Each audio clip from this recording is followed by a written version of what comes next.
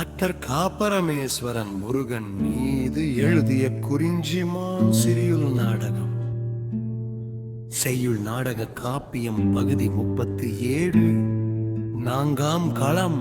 இடம் பரமேசுவரராசிரமம். அதிகாலே மகேஸ்வரர் பௌர்ணமி இருவரும் அமர்ந்திருக்க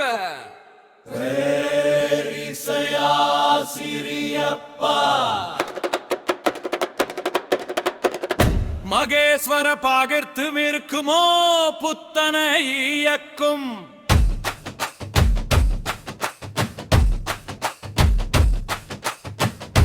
அத்தினம் விலகும் வரும் வரா சுற்றமும்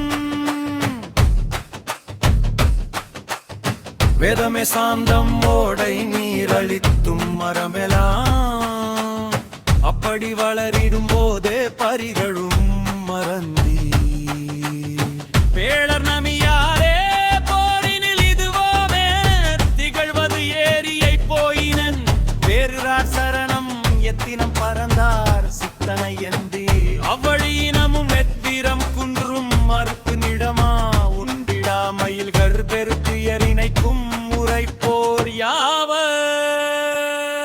மஞ்சிடோ இனம்படு துற்று நீர் தாரும் தரூர காற்றின் விடுமது விலைக்கு நல்வழி மறைந்த இசைதரு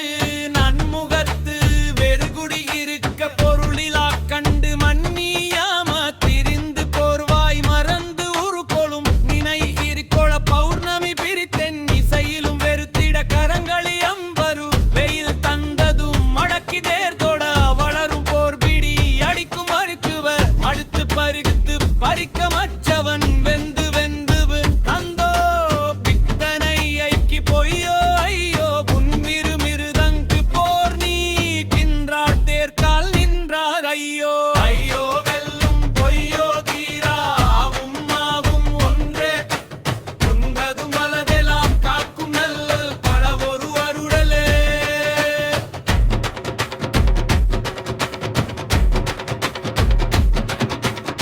மஞ்ச நற்றோடினும் சிலர் கூற்ற நஞ்சே இருந்த அப்புதலனைக்கும் முரலிலும் அண்டமும் சிறு சிறு புவல இரவிலு மெரிடை உரசிய பாரினம் மரவமும் இத்தனை அரியது நன்புதம் பரவிடும் விண்மீன் இடங்களும் நாடும் தருமருளும் ஆண்டதும் சிறக்கும் மதுவளே ஆயிரம் கட்டுதல் கந்தனத்து ஜாவும் பாயிரம் விட்டதும் கடலலை அன்பலோ ஒத்தெனும் விலமெலாம் ஒப்புதலொருமான் சிந்திய வராத படித்தனவும் இடமறியும் தந்ததோர் தருமர தந்தமும் முடிடமும் வேறிடம் வரவும் பார்மை பகுத்தமோன் முகம் சிறந்து தூர்த்திய துடிநொறின பரபாரும் புதிய நாளும் திருதரும் உடலில் அருமையும் அன்பு எப்பெரும் கடலும் பொய்ப்பெரும் கதிரில் அப்படி போர்க்களம் அசையாய் பாய்ந்தோ அங்கவை நன்மயம் தங்குவோம் பொழுதோம் பார்த்தா மாட்டாட்டேரு செயலேரு பேரங்க இருக்குதா